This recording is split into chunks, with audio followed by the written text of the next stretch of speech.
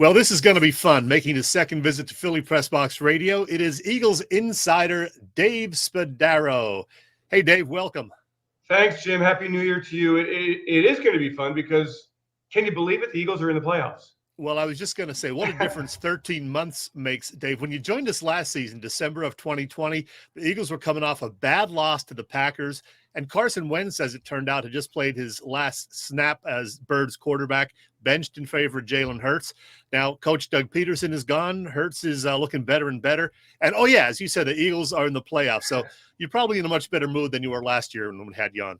Are you telling me, Jim, that I didn't predict that this is how these 12 months would go? I mean, it's been a pretty crazy ride. Not only that, I mean, look, I've said this all year that every team, every organization goes through dips.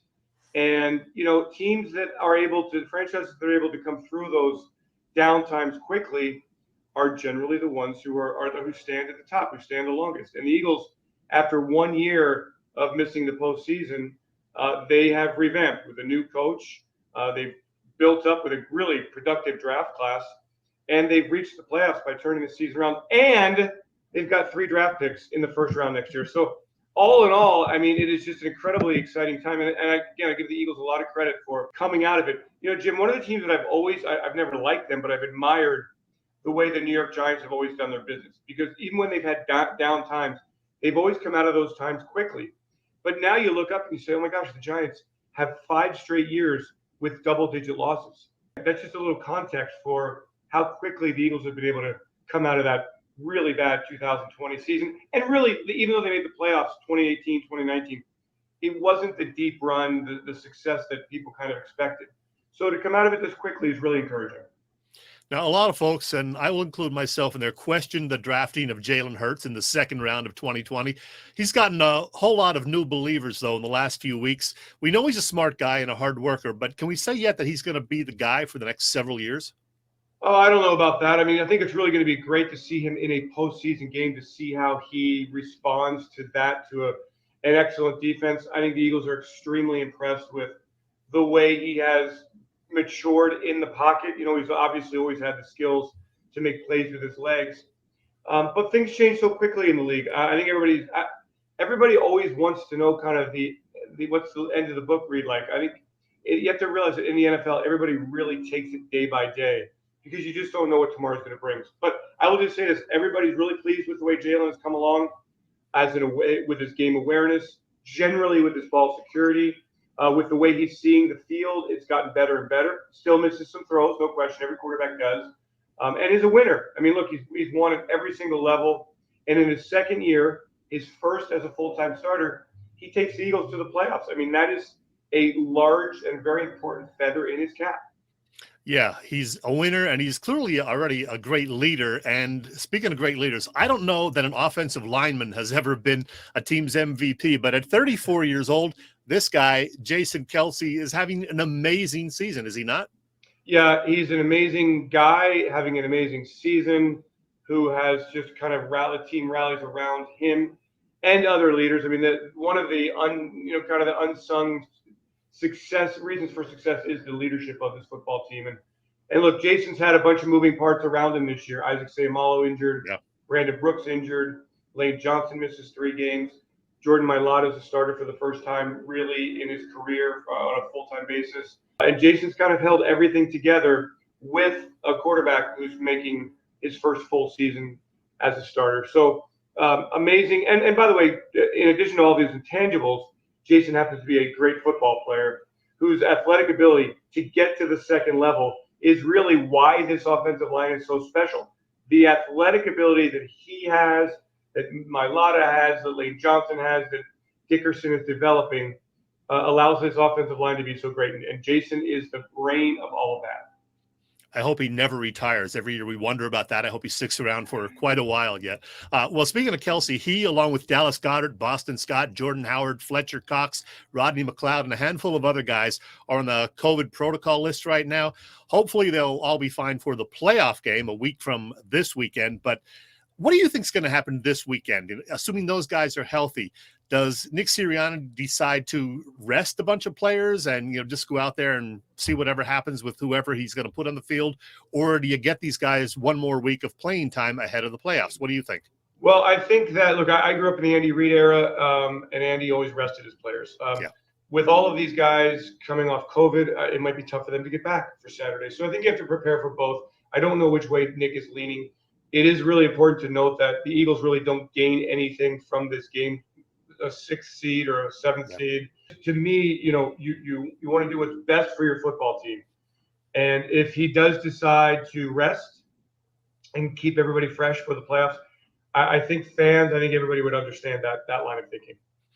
Yeah, we still don't know who the Eagles are going to play. As I put up this graphic here, Dave, my head gets a little dizzy when I look at it.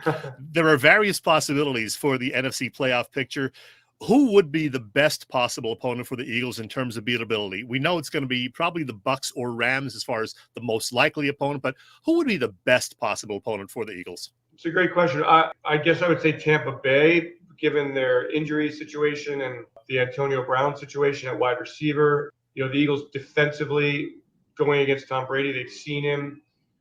They can run the football against Tampa. So maybe that.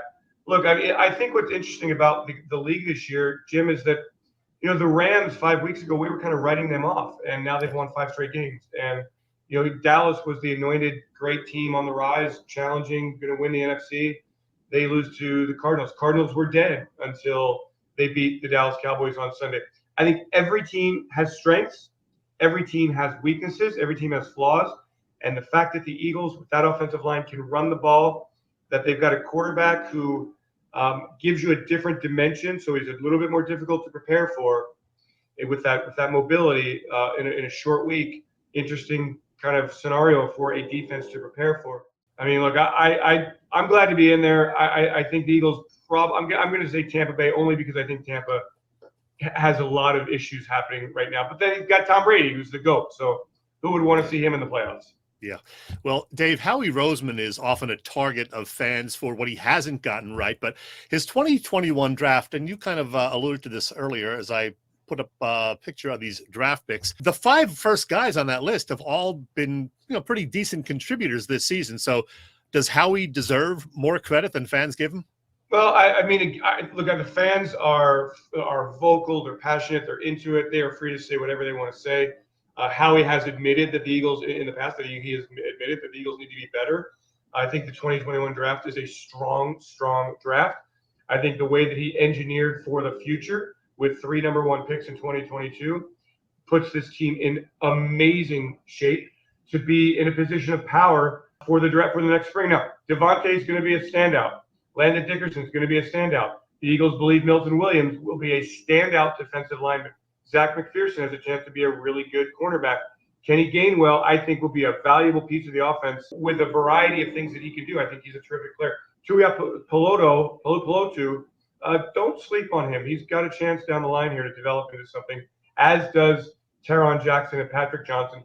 And then we saw Jacoby Stevens, who's been on the practice squad for much of the season, jumps up and makes a special teams presence felt against the Washington football team. So really productive draft. Eagles did it the right way in 2021, and it really does help you build your base.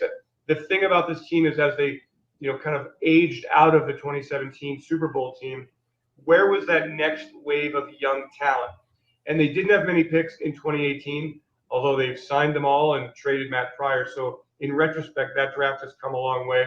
2019, a difficult draft in that Miles Sanders is really kind of your only very productive player from that draft. J.J. Arcega-Whiteside's been a role player and he's played it well, but he hasn't been an impact player. So when you don't get that kind of impact from a draft, it does kind of catch up to you. The Eagles really replenished, I think, starting in 2020 and certainly in 2021. Just a couple more for you, Dave. I was thinking about this during the Giants game, and beforehand I heard, you on the WIP post-game show, as you are every week. And I want to ask you, on a typical day, we know you're on the WIP pregame show. You do a podcast a couple hours after the game ends. What exactly do you do during the game? Where do you watch the game, and do you have other duties besides watching the game? Tell me about your, typical game day experience. Okay, well, I also do a show on Fox, Fox Game Day Live that we put together. So I do Fox and WIP. I do a lot of stuff for our internet, for our website, PhiladelphiaEagles.com. During the game, prior to COVID, for home games, I was on the sidelines. I do some hits on the board in stadium. On the road, I'm in the press box. And then when the game's over, Jim, at home, I would, after a win, on the field, interviewing a couple players, doing a website hit, then going into the interview area, whether that's the locker room or as it is now the hallways of both Lincoln Financial Field and wherever the Eagles are playing on the road, doing a bunch of interviews. So I'll write a column, post-game column for the website. I do 2 podcasts for Philadelphia Eagles. For the Philadelphia Eagles called the Insider Podcast, Eagles Insider Podcast, and Eagles Update. And then, by the time I'm done writing my column, finishing the podcasts, I've done all the interviews. Then I conclude my post game with the Eagles' 5th quarter on WIP, about a 15-minute hit. So my days usually start for a 1:00 game. I'm usually at the stadium by 9, and I'm out of there about 7:15 in the evening. And then it's time to celebrate a victory, hopefully. Hopefully. And last thing, Dave, last week, of course, about 8 days ago, we lost John Madden. What a legend. Not sure if you ever got to chat with him or not, but all of us of a certain age remember him very well, his incredible coaching record, his commercials, the Madden video game, and especially his time as a color commentator for NFL games. What do you think of when you hear the name John Madden? So I did meet him. The Madden team, when they were doing Eagles games, they would send the talent would come to NovaCare or the vet, and they would come a day or 2 days in advance of the game, and they would watch the Friday practice, and then they would conduct interviews with players. And occasionally, I would have time to sit down with them and do some interviews with them. And John was it was somebody who was actually intimidating to me because he's been around the game so much, an icon in my eyes, somebody who was drafted by the Eagles in 1958 and was hurt that year, was tight with Norm Van Brocklin, called it the most important year of his life. Then would launch his coaching career the next season. So, I had a chance to actually climb on the Madden cruiser. He never obviously flew. He always bussed around from city to city.